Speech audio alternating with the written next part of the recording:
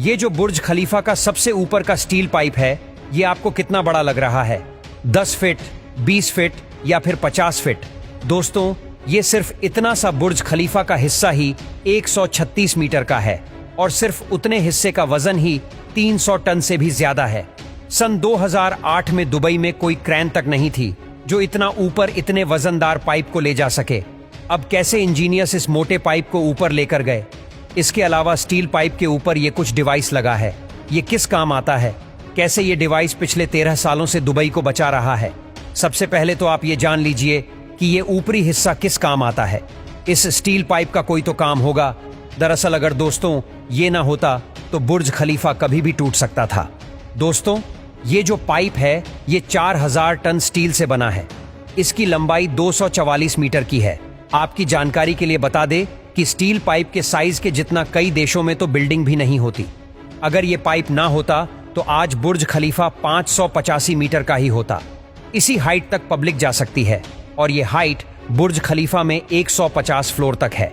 इसके ऊपर से ही ये स्टील का पाइप है जिसमें 150 से लेकर 159 तक के फ्लोर्स है। आपको बता दें कि ये फ्लोर रहने लायक नहीं है। यहाँ खतरा बहुत रहता है।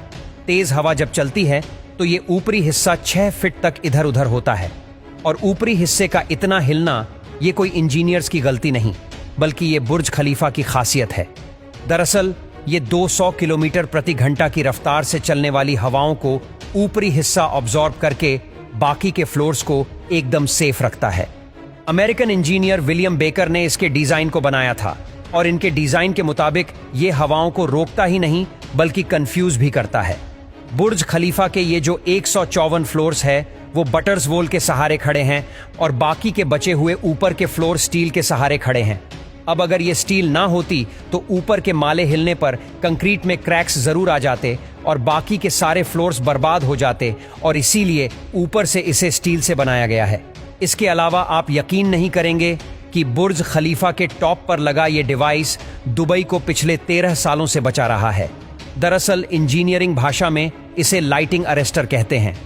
इस डिवाइस में एक छोटा सा सेंसर है जो बादलों में मौजूद एक्टिव चार्ज को डिटेक्ट करता है।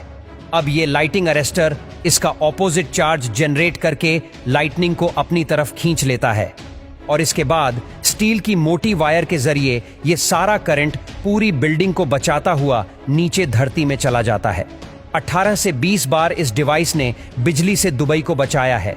जब भी इस डिवाइस में लाइटनिंग स्ट्राइक होती है तो इसका बैटरी हर बार चेंज करना पड़ता है और चेंज करने के लिए एक वर्कर को ऊपर टॉप पर भेजा जाता है। अब आइए आपको बुर्ज खलीफा के ये टॉप के हिस्से का बताते हैं कि इतना बड़ा और वजनदार हिस्सा ऊपर तक कैसे ले जाया गया। पहले तो काफी समय तक इसका सल्यूशन ही नहीं मिल रहा था, लेकिन फिर इंजीनियरिंग टीम ने यह डिसाइड किया कि हम इस पाइप को बुर्ज खलीफा के अंदर ही बनाएंगे। उन्होंने छोटे छोटे हिस्सों में इस रोड को बनाया और ऐसे एक एक हिस्सा ऊपर ले जाया गया और इसके बाद जाकर इस स्टील के पाइप को असेंबल किया गया।